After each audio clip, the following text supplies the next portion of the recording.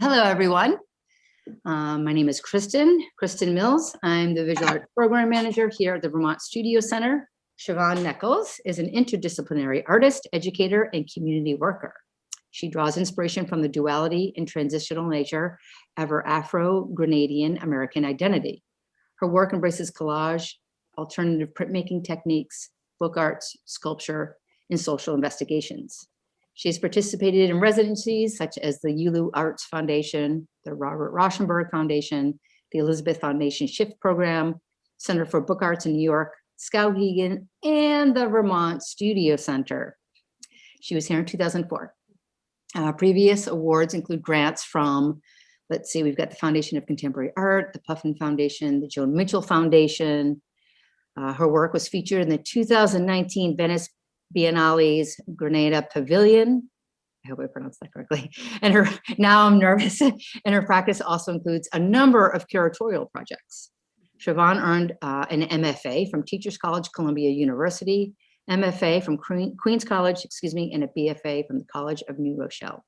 She currently lives with her partner, artist José Miguel Ortiz, and her son in Queens, New York. Without further ado, Shervone, the floor is all yours. Thank you so much. I really appreciate that warm welcome. Thank you so much for having me, Kristen, and thank you, Kathy Black. And also just thank you to Harlan Mack too, and the rest of the Vermont Studio Center team. I feel really grateful for the opportunity to be back and for the invitation to participate in this virtual visiting artist series. I was mentioning earlier that it's like going full circle for me because Vermont Studio Center was the first artist residency that I'd ever participated in. And that goes back to the summer of 2004. And you know how parents would send their kids off to summer camp, and then when they come back, they'll talk about that their child had a growth spurt. Well, I kind of had a growth spurt that summer. I had left New York with some really solid ideas and was looking for the space and the time to really fully realize them. And that summer was a good summer for that. I really had the time, the space, the break in the routine, the great generative conversations, the great studio visits, just being free. And my doorbell is going off right now. Of all times for my doorbell to go off, my partner will get it. But what I was saying is that I just had such a great experience there, and it really allowed for me to kind of cut my teeth, build a strong body of work, and build up a momentum that by the time I left with a ton of artwork and came home and just kept on producing. And that work actually carried me right through till literally applying for other residencies and having a number of shows. So I always talk highly about my time at Vermont Studio Center. And when artists are in the position to be able to apply and to actually attend, I always encourage. So Vermont Studio Center will always have a special place for me for that reason. So just wanted to share that with y'all. So what I would like to do too is to just thank the folks that's joining us this evening. I know what it's like to be on Zoom all day in meetings and whatnot and just be on screen. And there's a certain time in the day you just want to unplug. So the fact that you all are joining us this evening and you wanted to sit in and hear me talk about my work, I really appreciate that time and attention that you're giving. So just want to acknowledge that and thank you for that. And without further ado, I'm going to jump right in so that we can get started and that I have enough time towards the end for us to have some Q&A as my doorbell rings again.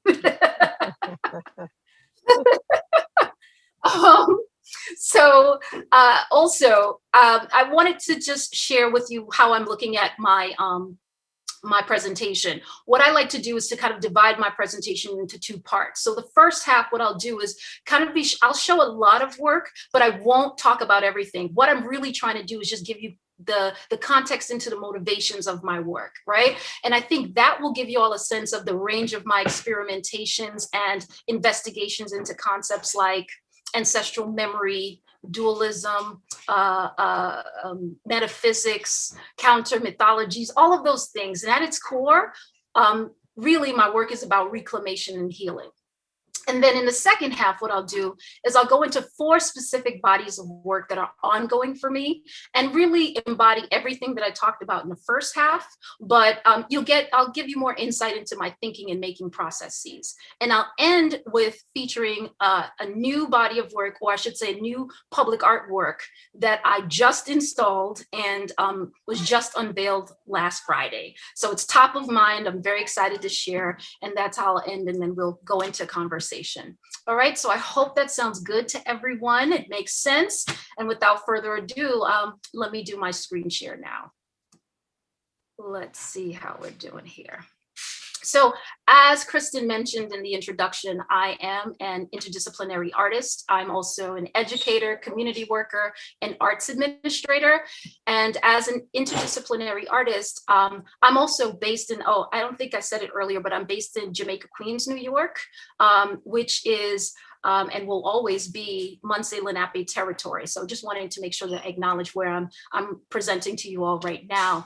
So as an interdisciplinary artist, my work includes installations, and oftentimes those installations incorporates photography, and that photography tends to be informed by or inspired by my family's archive.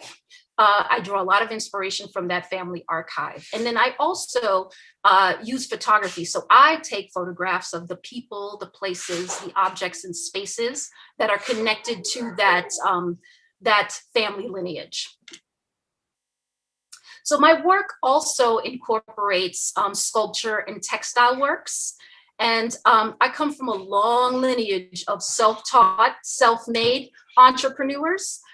So I come from this long lineage of seamstresses and mechanics and healers and musicians and orators, culinarians, beauticians, educators. I mean, there's definitely no shortage of creatives in my family. And so I really do see that there's this kind of a make-do quality in my work that you'll see throughout my, my slides. And I really do owe that quality that you're going to see to that ingenuity and that entrepreneurial spirit that I grew up amongst. So here is, you see me drawing inspiration from the quilt makers in my family. You're seeing me drawing inspiration from the crocheting that I was taught, the doll making I was taught. And in this body of work, this is called The Tales of Red Rag Rosie.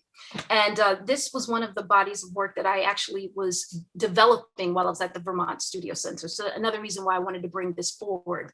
But this series here is me telling this narrative of this young girl who was taken from her homeland. She survived the Middle Passage, arrives to this new land, and all she spends her life trying to do is to gain her freedom and return home. So that's what the series, the stories that this Red Rag Rosie is you're following her through that journey. So I also work in printmaking, and printmaking is actually the medium where I think I do the most experimentation. I was trained in all the traditional methods, but I do find the most enjoyment and freedom in trying to explore all the kind of unconventional surfaces I can actually print on. So here I'm again drawing inspiration from the family's archive, my maternal family's archive. I'm taking images, I'm collaging them, and then I am transferring them onto this Caribbean hard dough bread. And this series is called Our Daily Bread, Where Ends Meet. So what I thought I'd do is that I would share with you an example of the kind of experimentation that I do in printmaking, and how the idea starts off in printmaking, but then it kind of starts to branch out into all of these other trains of thought, or just me building on these ideas, kind of just exploring and expanding a concept and seeing how it evolves. So here is my give and take series.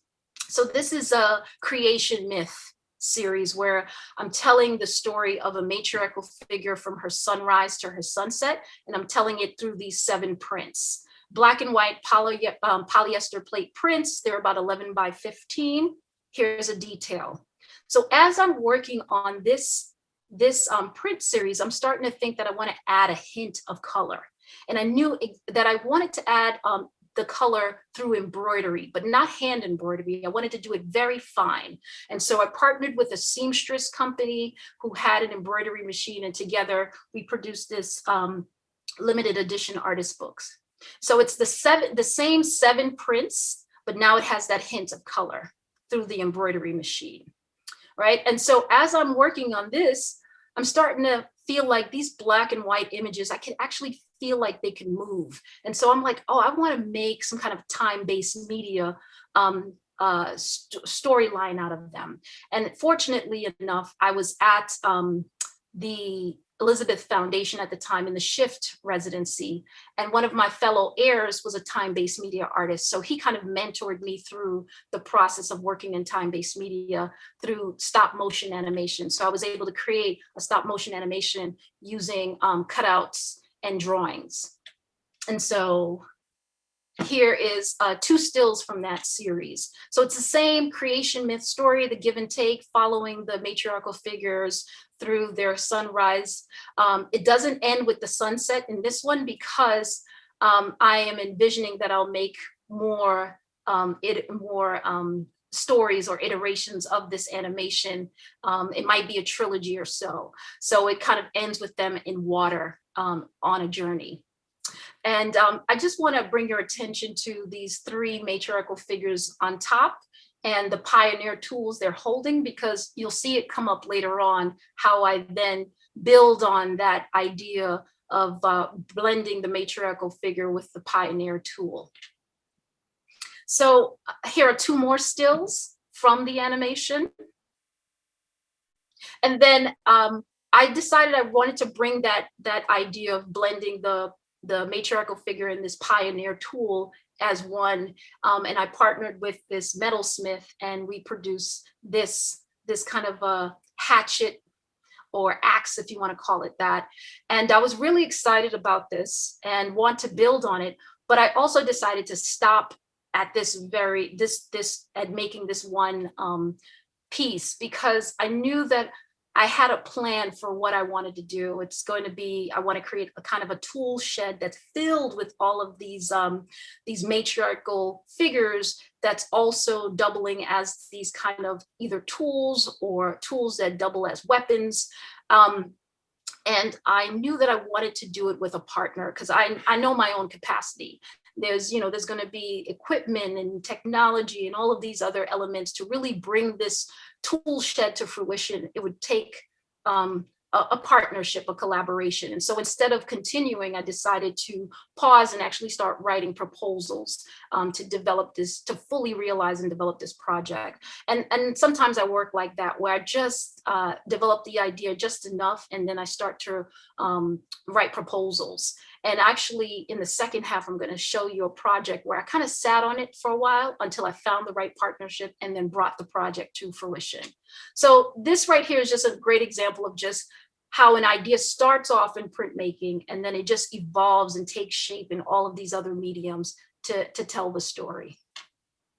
So I also work in what I call social investigations. Some folks refer to this work as community engagement, others refer to it as social practice work, but I really look at this as social investigations because it starts off with a question that I have about something that's impacting my life personally. And then I extend those questions to include my immediate circle. And then I extend it a little further to include my community. And then I'll take those questions from there and start asking industry professionals who have expertise in this area. And then I would gather up all my findings and create some kind of a response or happening. And so this is my creative wellness gathering station that is in response to a series of questions that I was asking around wellness. I was thinking about my own wellness, my family's wellness, like the transgenerational illnesses or things that just impact our lives through our health. And then I was also thinking about my immediate community, so my Jamaica Queens community as well. This project is one of those that I'll be talking about in more detail in the second half, so more on that soon. So I think it's also important to talk about some of the other titles and roles that or hats that I wear. So as I mentioned earlier, that I am an educator. I started my career in museum education. And I also worked in a number of community art organizations, mostly in the Northeast. And I even did a short stint in the Caribbean, in St. Vincent and the Grenadines. And I actually would just like to take a moment and just acknowledge St. Vincent and the Grenadines right now, being that they just had the volcano there in St. Vincent actually exploded, and the ash is so extreme right now that they are evacuating the island, most of the island, and they're actually evacuating them to neighboring islands. And Grenada, where my family is from, is actually one of the neighboring islands that people are being evacuated to. And just recognizing that, you know, the families and all the folks that are there on the island, and also those that are in the neighboring islands, and how that's impacting the ash. The ash is engulfing the air quality and impacting folks who are living there right now. So just acknowledging folks right now, because I'm bringing up my time in St. Vincent. So now, just to return to what I was saying about being an educator. So once I finished my time in the Caribbean in St. Vincent, I just returned back to New York and went and did my second master's in art education with teacher certification, and worked in the Department of Education for a number of years. I taught in a Brooklyn Public High School. And while I was doing that, I also was an adjunct professor at Pratt Institute in their art and design education department master's program.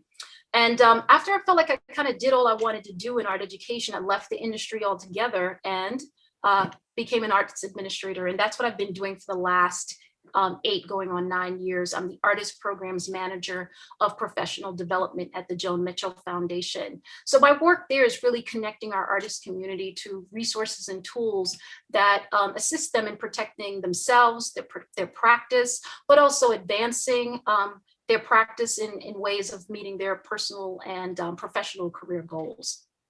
So I'd also be remiss if I did not mention my personal roles. So I am a mother to 8-year-old a 3rd grader, Zephyrin. He's definitely much younger here, but this is one of my favorite family photos.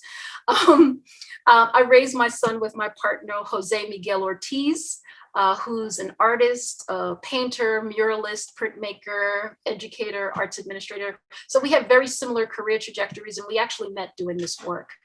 And then also I'd like to mention that I am the eldest daughter and eldest granddaughter. And I say all this to say, for those of you who are on this Zoom right now who can relate to why I would say this, is because you know, it's important for me to mention that these roles that I just mentioned, these personal roles, they all have responsibilities and expectations, and they're a form of work, important work that also needs to be acknowledged. And then it's just important for me to mention that mention these things and show up as my full self in all the spaces that I'm in, even the virtual spaces, and just offer another example of an artist that's working and making a living. Now, I really do see all the roles that I hold, the personal, the professional, and all of the mediums that I just shared with you that I work in. They all inform me as an interdisciplinary artist. And I do see all of the mediums and disciplines as tools that I use to tell my story of being this 1st generation Afro-Caribbean American woman raised in Brooklyn, New York, to young Caribbean parents. Grenadian parents who are insistent on raising me in a very Caribbean household. So this is my foundation here. This is my maternal and paternal grandparents and my parents in the center, and me. My brother is 11 years younger, so he doesn't enter the picture just yet. But my parents migrated to the United States in the late 70s as young adults. They came seeking access, right? So access to higher education, career advancing opportunities, and also ensuring that they would have citizenship, and also that their children would also have citizenship. So a lot of the impetus for the work that I make is really fueled by my parents' early migrant years in the States, which would mean those were my early childhood years. And I mentioned before, my parents were young parents, they were young adults. So we really grew up together, and we had to make sense of the world together. And I had to make a sense of my place in the world with them. And really, we tried to craft a sense of space and belonging and home for ourselves.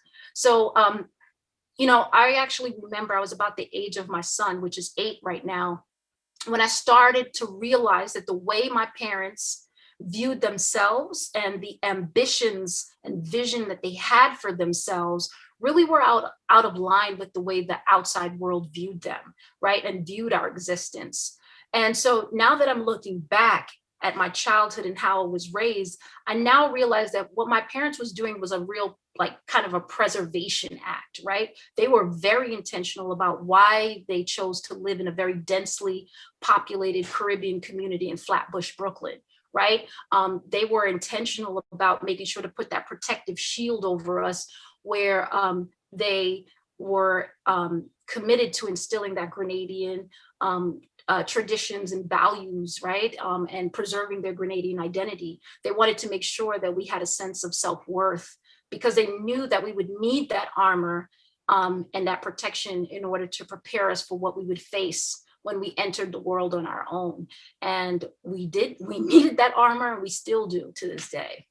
So it's really from these observations as a child, and now looking back, where I'm starting to look at my work very differently now. So my work is now these ethnographic investigations that weaves together my Afro-Caribbean aesthetic and cultural expression with my American identity, and also my deep interest in, like, nature, history, and the sciences.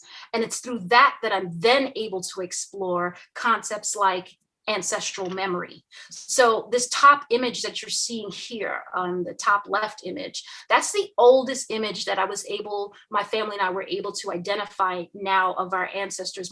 This is my maternal side of the family. This is about circa 1880s of our family members. So I'm able to explore things like ancestral memory. I'm also able, through this work now, able to explore my relationship with loss, right? I'm also contemplating my family's very complicated history with land and ownership. And through this work, I'm also creating self-defining identity narratives. So from my Black girlhood to womanhood trajectory. So from, like, innocence, awareness to maturity, and then on to motherhood now.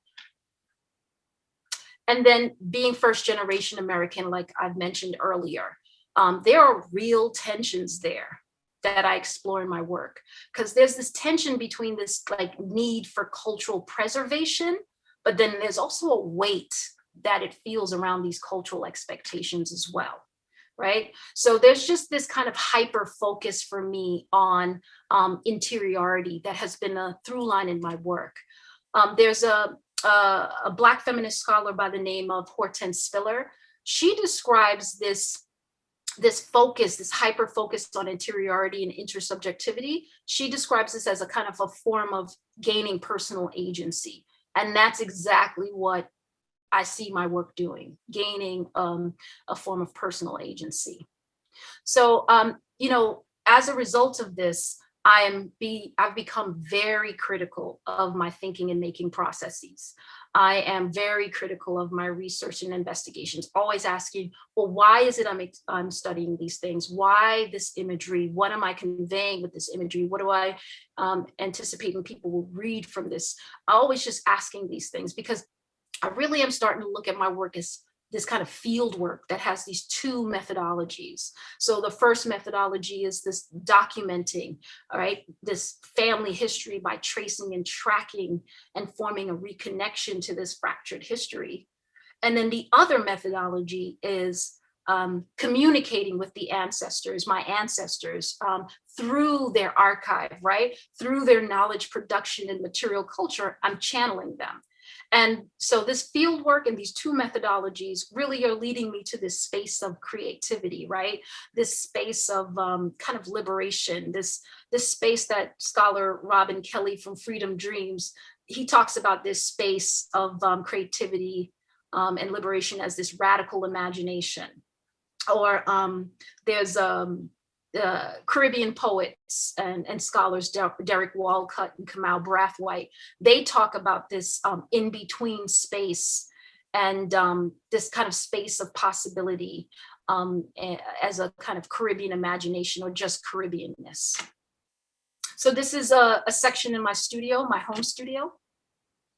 And so now in this next few slides that I'm about to take you through in the second half, I'm going to talk in more detail about 4 specific bodies of work. So this is my Provenance series. It's a print and textile series that was started in 2017. It's an ongoing series. It's where I'm constructing an origin story. So I'm positioning my family's my family ancestral home that was built in the mid-19th century in Grenville, Grenada, where both my parents are from. I'm placing that home at the head of this naked female figure that's rendered in silhouette. And that figure is actually my figure in my 20s. And this home has survived a number of natural disasters, right? Which I think to me just represents this lineage of resilience and preservation that is definitely a through line in the work. So these are polyester plate prints. They're 11 by 15. They're all unique and one of a kind because of the way I choose to embellish the surface with mixed media techniques of like collage and embroidery and beading, even assemblage techniques are brought in here. And that embellishment and that manipulation of the surface is really speaking to this kind of personal examinations into notions of selfhood for me. Throughout this series, I'm doing quite a bit of reading. I'm returning to a lot of books that I've read in the past, pulling out quotes. So just as the studio is covered with artwork, it's also covered with post-its of quotes. And one of them in particular that I'm always referring to and I always quote is one by novelist Toni Morrison from Beloved, where she says, freeing yourself is one thing, but claiming ownership of that freed self is another. So throughout this series, I'm trying to figure out what that freed self looks like. And I'm asking myself questions like, how do I free my Black body? How do I free from the vestiges of like servitude and trauma and exploitation? And then how do I then reclaim my land? How do I reclaim my body? How do I reclaim my home? How do I reclaim myself? And how do I reclaim my family? Throughout the series, I'm also interested in using embroidery, repetitious lines, gold threaded lines, beading, reflective surfaces.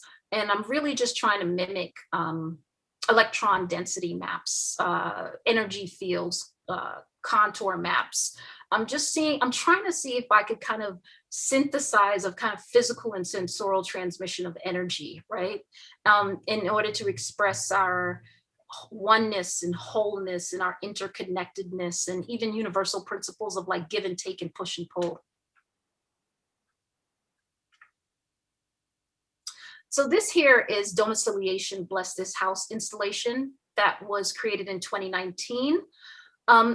So to start, let me just start by just talking about the title. So domiciliation is actually, it means the act of making a country or a place your legal home. And the subtitle, Bless This House, is actually named after the gospel song that's called Bless This House, but specifically the Mahalia Jackson rendition of this gospel song that was done in 1956. So this song is like a family heirloom. My great-grandmother loved this song, and she passed it on to her children, which was my grandmother's generation. And then my grandmother fell in love with this song and passed it on to her children, which was my mom's generation, and then they passed it on to me. And just thinking about how this song just resonated so much with the matriarchs in this family. So the installation features, again, drawing inspiration from the family archives, pulling journal entries written by my grandmother, photographs that I've taken of the land, the landscape of the land, also pulling documents like surveys of the land, and integrating all of that together, and then making them into silk screens, and then silk screening them onto these large clear polyvinyl chloride sheets, and then constructing them into these three-dimensional storage containers and wall hangings. So these storage containers for me really function as a kind of repository, right? That holds this evidence of my family's existence. It was important for me to try to center this everyday Caribbean family, right? And center them from our triumphs to our transgressions as a subject of history. It was also important for me to use transparency. I wanted to explore this medium, manipulate it. I liked how it allowed for me to compress time in history. I also enjoyed how it allowed for things to kind of appear and recede from view, depending on where one is standing in proximity to the pieces and how light shines on it, and the shadows that it casts on the walls or on the ground. The series also has these wall hangings, and it's kind of like, this is the answer, is like a response to the Provenance series, where that was my body in my 20s holding my great grandparents' home, but this is my body now, and this is me carrying my mother's childhood home. But this is the home that was my introduction to Grenada. This is where I traveled to every summer and spent my summers with my grandmother, and this is where I got to connect with my Grenadian family members that were still living on the island. There are layers of neurons that are silk screened onto the sheets of PVC, polyvinyl chloride, layers hanging in the front and also in the back of the figure. So here's a close-up so you can see the different layers of neurons. And for me, the neurons really just represent this kind of innate genetic connectedness that I feel to Grenada. I'm really curious as to why I carry this longing for Grenada in this way. Why do I have this pull and this connection to this place, this landscape, this home? It was my parents that lived there. It was my parents that were raised, and they decided to leave. So why do I carry this torch, right? And what I was starting to discover was that through just research is that it's kind of like epigenetics, right? It's kind of like my parents internalized, like what Homie Baba calls this inscape of Grenada, because you never really leave a place, you just internalize it, you internalize home. So when my parents decided to leave Grenada, they internalized it. And when they traveled to the States and a few months later had me, it's as though they passed that on to me. So I'm the one carrying this torch for Grenada, this longing, this curiosity. And I really think that's part of the science that I'm just really interested in around like first generation children, what we carry, what we were passed on, passed on from our parents to us. And so just really interested in continuing to do work around that. All right, so now here is the Creative Wellness Gathering Station again, as I promised to talk about. And as I mentioned earlier, it's these social investigations that I launched in 2016, but it actually grows out of my personal wellness journey that I was experiencing right after I had my son in 2012. I was also exploring just my health and all the issues that had come right after giving birth. And so I was really starting to explore illness as a consequence of oppression, right? That marginalized communities face in America, but more specifically, I was looking at the community I was living in Southeast Queens, and then also thinking about my family and our health and the things that seems to be plaguing our family in terms of our health.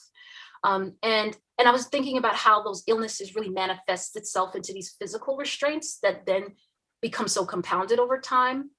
A great young Black feminist scholar, Adrienne Marie Brown, which I'm sure the Vermont Studio Center is very familiar with. I'm correct. I think she was an AIR a few years ago, but she does really great work in her recent emergent strategy publication around this topic of, these physical restraints that become so compounded over time that they form into these kind of transgenerational patterns of illness. Another person that does really great research around this is Arlene Geronimus, who is this researcher that coined this phrase around racial weathering. And she talks about this racial weathering on a cellular level. So the implications of withstanding long-term systematic racism and how that takes a toll on the body, takes a toll on Black and Brown women, and it just takes a toll to the point where it becomes dangerous to conceive.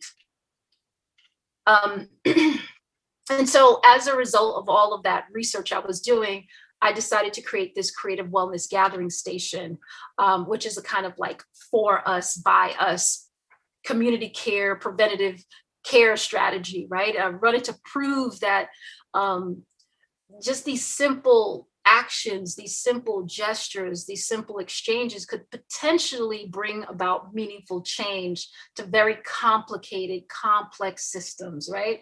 And what I wanted to do was to just take my cart out and really just channel the knowledge and wisdom that already exists in the community, my local Jamaica Queens community, that, I knew that they hold this knowledge of, these herbal remedies and these different rituals that can heal and cure everyday ailments. We already hold that knowledge. We just need to talk about it, bring it out, share it, and honor that knowledge as well. And I wanted to do that by using a platform that I knew that my Caribbean community would very much understand and relate to. So I live in a very densely populated Spanish-speaking Caribbean, Indo-Caribbean, Afro-Caribbean community. And then there's a long-standing African American community, which by ways of like, their lineage goes back to the South, and they're part of that generation that came through the Great Migration to the North. So, all these folks in the community understand that entrepreneur spirit of the push cart, right? And so I wanted to use a platform or a tool that instantly resonates with people and people would acknowledge. And also on the cart, I provide what's called a bush tea. And every Caribbean island, and even the South, they all know what a bush tea is. It's basically native plants that grow on the land. You pull these native plants, you boil them, you steep them, and then you drink them over time to build up your immune system. And so I decided to, instead of calling it a bush tea, I called it a wellness tea. So all the herbs on this cart mix to make that tea. And I invite the public to sample this wellness tea and learn about the origin and healing properties that's connected to all the herbs on the cart. They're invited to mix it and make their own loose herb tea to go. And the cart is meant to be a multi-sensory experience. So folks can smell, taste, touch, and even talk. And there's a lot of talking that happens at the cart because folks are excited that they know a lot of the herbs in the cart, and then they share about all the different medicinal properties that are connected to them.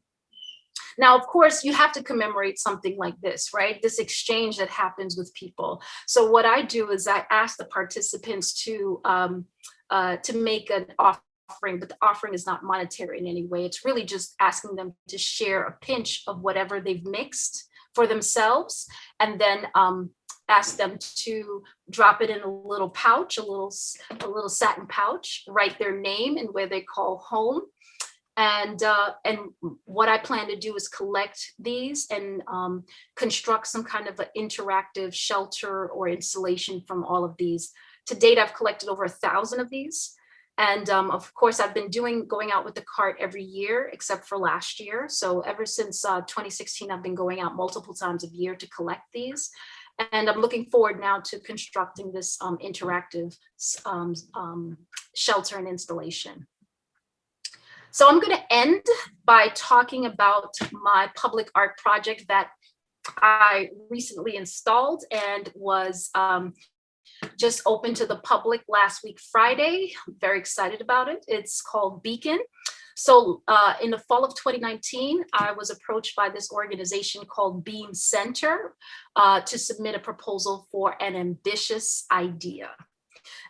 Beam Center is this Brooklyn-based youth empowerment organization. And so what they do is they introduce young people to the process of working collectively. They introduce them to the process of working across disciplines and working with different industry professionals to realize a very ambitious idea. Now, when Beam invited me to submit a proposal, I had already drafted a number of projects around ideas of like spaces of acknowledgement. I was thinking a lot about public reflection spaces and envisioning, what it would look like for my community to be surrounded or flooded with imagery, symbols, and markers that just told a more accurate and inclusive account of history, right? It would make it definitely easier for me as a parent to then introduce these conversations to my son. And that's what I was really thinking about, right? Like, how could we have these conversation starters based off of the things around us to tell these stories? So I had already had a proposal for Beacon in mind, and I've been sitting on it, waiting for the right collaboration, the right team that would understand the need to pay tribute to the knowledge, labor, and legacy of this great American inventor and pioneer electrical engineer, Lewis Howard Latimer. I'm actually interested in knowing if anyone is familiar with Lewis Howard Latimer. In the chat, you could just type yes or no, but I'm really curious to know if folks are familiar with him, this phenomenal historical figure whose contributions really has continued to impact our lives to this present day. And if you don't know him, I really encourage you to just, even if it's to do surface research about him, you would just gain so much knowledge about like how much he has contributed to the quality of our everyday lives. And he also has just this amazing American story. He comes from amazing family. His parents, George and Rebecca Latimer, they emancipated themselves in 1842 from Norfolk, Virginia. They made their way to Baltimore, Maryland, and from Baltimore, Maryland up to Boston, Massachusetts. When they got to Massachusetts, there was an effort to try to recapture them. Fortunately enough, there was a community of abolitionists there who they worked with to petition for their freedom. And it took some time to do. And I'm really giving you a very condensed and abbreviated version of this story. I do again encourage you all to do your research around this. Is fascinating. This is good. Like, this is just learning about Latimer and his family. You're learning about American history. But they petitioned for his freedom, and after a long fight, George and Rebecca Latimer actually received manumission. And this is right before the Fugitive Slave Act is passed in 1850. So really interesting story. But this will and this spirit of liberation was really passed on to Lewis Latimer and his siblings. And so Lewis Latimer really lives out his life in this way. He only receives up to a 5th grade education. So everything he accomplishes after this is self-taught. So he's a self-taught, self-made man. He enlists himself into the Navy at the age of 15 during the Civil War. Of course, he adjusts his age in order to do that. He returns from the war and gets a job at this patent law firm in Boston. And then he teaches himself, because he's fascinated with mechanical drawing and the patent law. He teaches himself this until the point where he becomes the head draftsman. Initially, he was hired as a maintenance person, but he teaches himself and becomes such an expert that he becomes the head draftsman at this patent law firm. And it becomes this sought after expert by people like Alexander Graham Bell, who reaches out to him to get his expertise to help him perfect his patent for the telephone. And then there's Hiram Maxim, who works with him, and they go around the country, Canada and the UK, installing lighting systems and lighting plants. And then he even works with Thomas Edison and assists Thomas Edison in perfecting his patent for the the incandescent light bulb. And he continues to work with Edison and then perfects his patent for the, or develops a patent for the carbon filament. So it's the carbon filament in the incandescent light bulb that he perfects, the processing of the carbon filament in the incandescent light bulb that allows for the incandescent light bulb to last longer and be more cost effective. So it's all of these things that Lewis Latimer invents, and there's so much more inventions that he creates. So you can imagine how incredible, an incredible responsibility I feel to pay homage rightfully owed to this great American inventor that has not gotten enough recognition. So together with the Beam centers, engineers and fabricators and fellows, we've developed and realized the Beacon project. So Beacon is a 12-foot tall steel LED interactive sculpture that's inspired by Lewis Latimer's 1881 patent of the electrical lamp, and then his 1882 patent of the processing of the carbon filament in the incandescent light bulb. So this installation is designed to illuminate its immediate surroundings with light. And then it's also based on one's proximity and direct interaction with the sculpture that it will emit and pulse light. And depending on how close you get to it, it will pulse a bit faster. So it really doesn't come to life without the interaction of the public. And so this is Beacon here in front of the, or on the side of the Lewis Latimer House Museum in Flushing, Queens. So this is the actual house that Lewis Latimer lived in. And so, you know, for me, the main purpose of Beacon is really to just illuminate truth, right? To illuminate the life and the legacy of this great American inventor, Lewis Latimer. But Beacon is also about us as a people. It really is about the light within each of us. And it signifies the true power within us and our true radiance.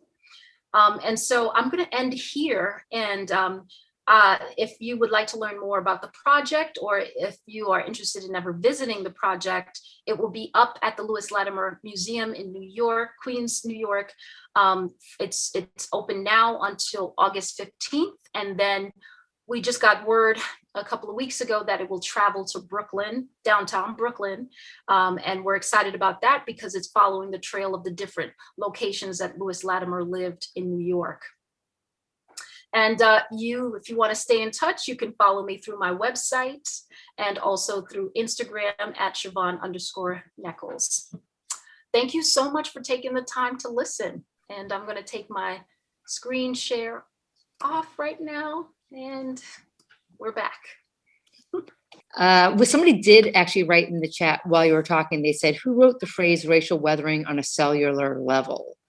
Yeah, it's her name is Arlene Geronimus. Geronimus, okay. Yeah, there's a lot of other people who built on this this research. There's a ton of research out there on this, but she in particular coined that weathering phrase.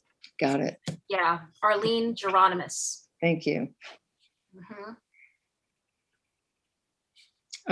My question, I actually really enjoyed the point where you were making about the different roles that we all play, and just simply talking about being the oldest child, the oldest daughter, the oldest child, the oldest grandchild.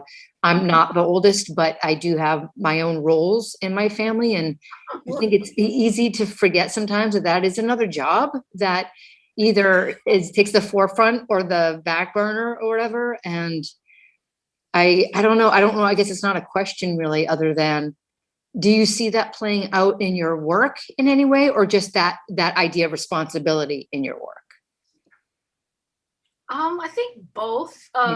I do see it. It does play out. I think even in I tell these stories, and then there's something that happens with even how comfortable I am about sharing certain works. Like there's certain works that I'm, especially if it's telling a story about a specific family member in a way, and I want to be really just mindful Mm.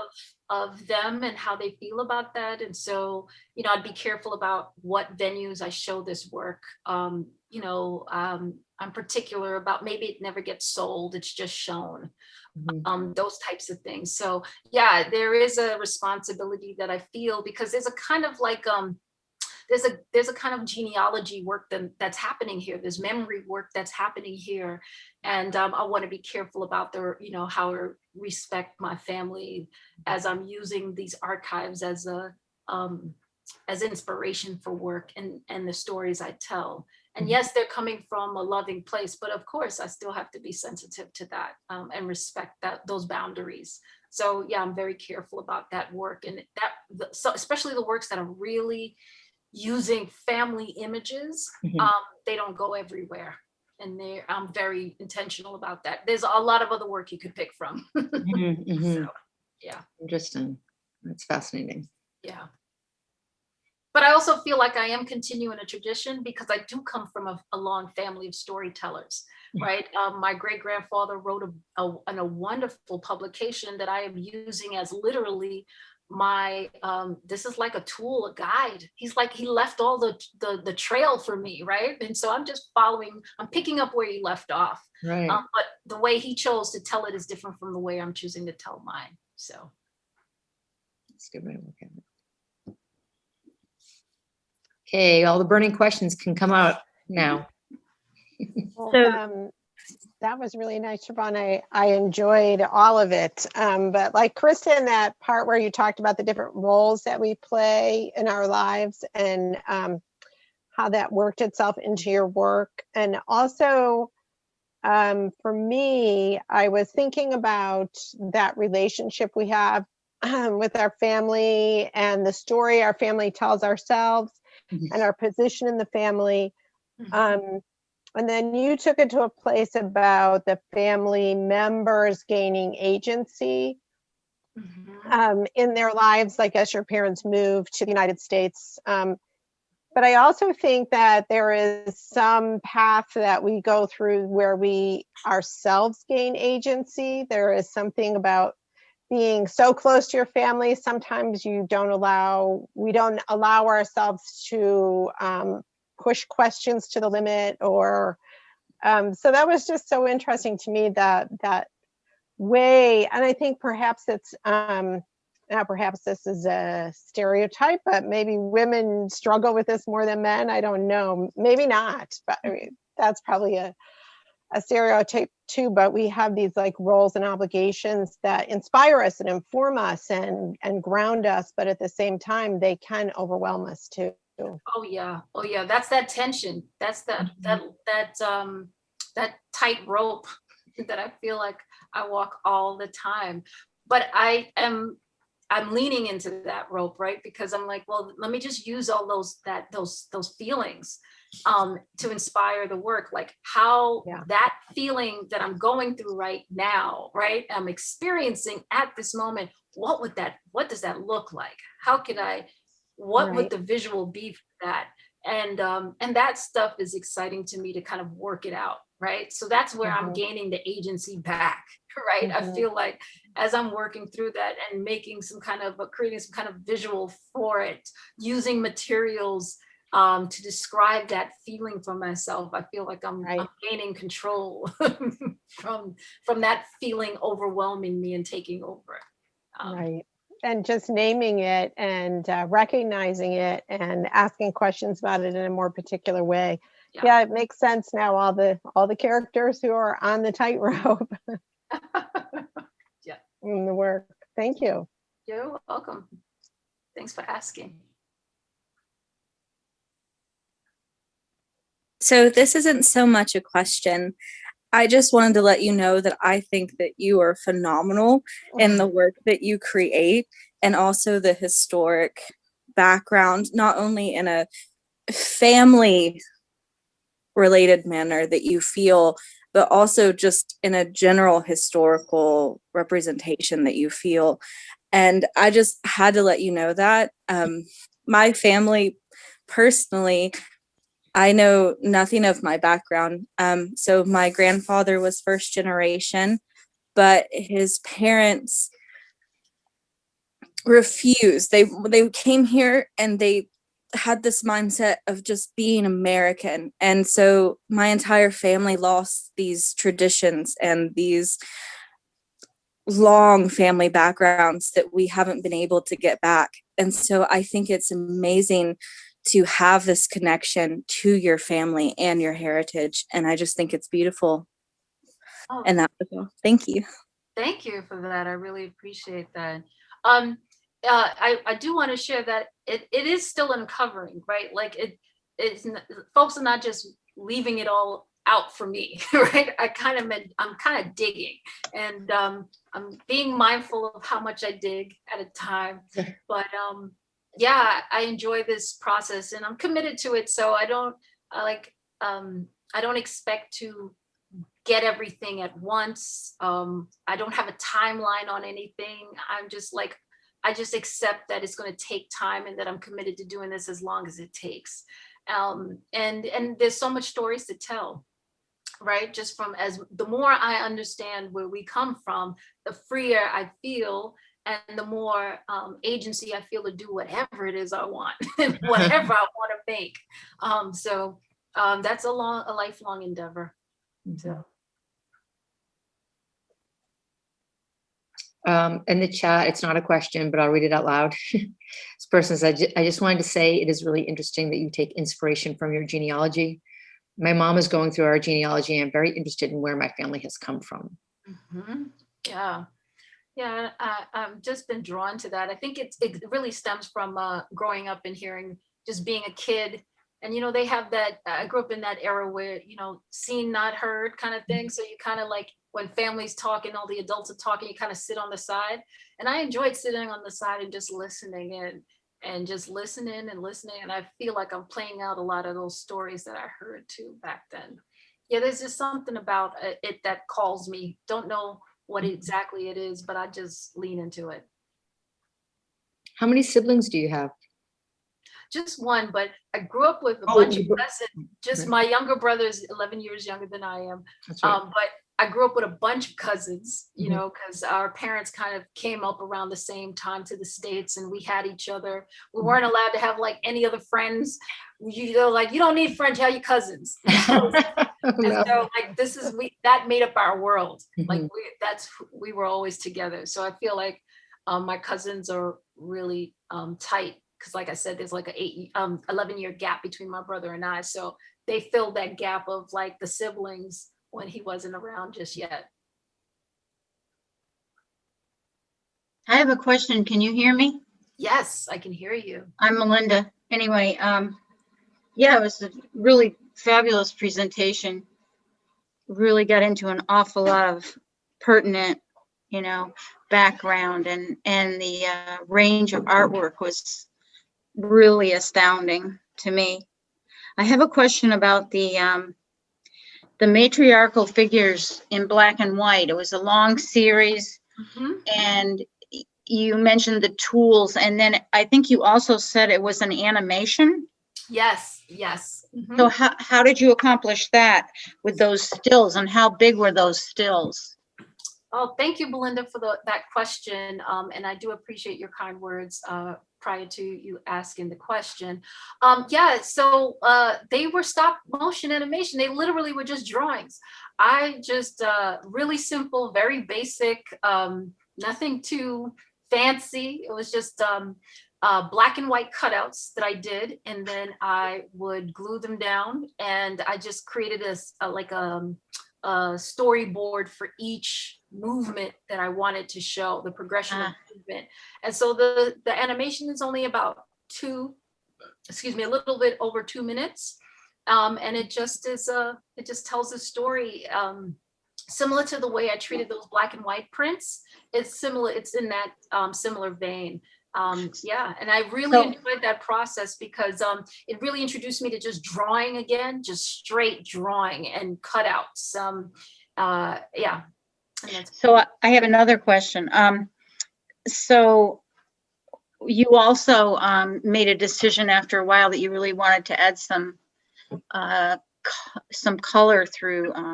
Was it string or yarn or something? Yeah, embroidery. I used embroidery thread or whatever. mhm. And I was wondering if that was a transition for you into a new project, because then you also went into the weapon, and Mhm. that was kind of, where do you go from there? So Mhm. I just wondered Yeah. about that, adding that color, and did that lead to something else? Or I liked that a lot. Oh yeah, and that's exactly what I was trying to share, like how one thing leads to another thing, and I'm just asking questions. Like, so I'm working on this black and white series, and as I'm working on it, I'm like, oh, I love these, but I could actually see a little hint of color here. Like, I felt like maybe I printed so many of those editions that I was like, I would like to see some color, and I was very specific and strategic about how I wanted the color. For some reason, I wanted to do embroidery, but I knew I didn't want to do it by hand. I know how to embroider by hand, but I wanted a thin layer, very controlled. And so once I figured out that the embroidery machine could print through, embroider through paper if I just put backing on it.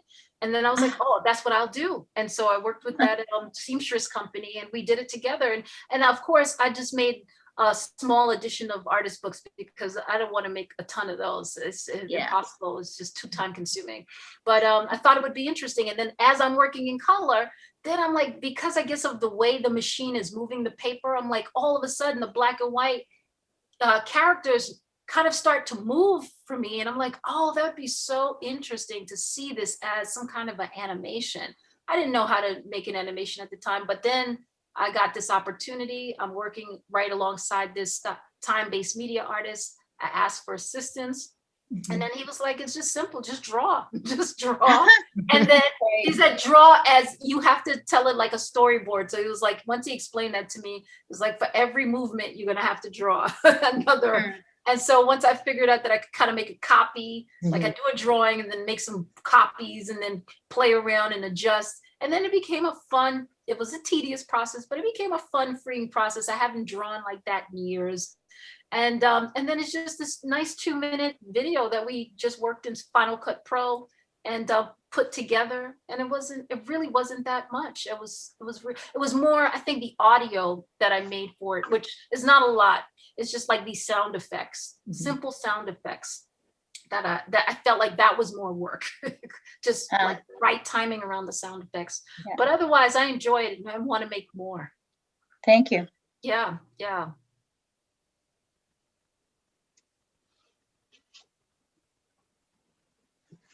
I'm curious. I had asked in the presentation if anyone ever heard of Lewis Latimer. Did anyone? You could just write it in the chat. No, I'm embarrassed to say, but no. No, me neither. I mean, I don't think so.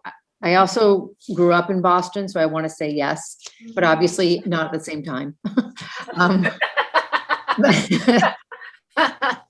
So I don't think I knew of him though. Yeah, yeah. Same here. I was really disappointed when I realized that after all these years of study, all this college education and degrees, and I'm learning about him in my late 30s. And then after that, it was just like I couldn't stop just learning about all the things that he was responsible for and the kind of life that he lived. And fortunate for me, I was, the Lewis Latimer House Museum also engaged me in this information, and I was able to go to his archives and just learn, and then had this opportunity to create this public art installation in kind of like memory, right? In memory, but also it being about really reminding New Yorkers of our history. This is New York history too. So Wow, that was a fabulous talk. Thank you. It was really fun to learn to follow your thinking through all these various methods and ways of going deep into your ideas. So thank you. I really enjoyed it. Oh, I'm so glad you were able to join us. Oh, me too. Me too. Thank you again. And thank you all for joining us. Thanks so much. And I hope everyone is well and take good care. yeah, you too. Yeah, Thanks, you too. everyone. Thank you. Bye. Thank you. Everyone. Have a great night. Bye.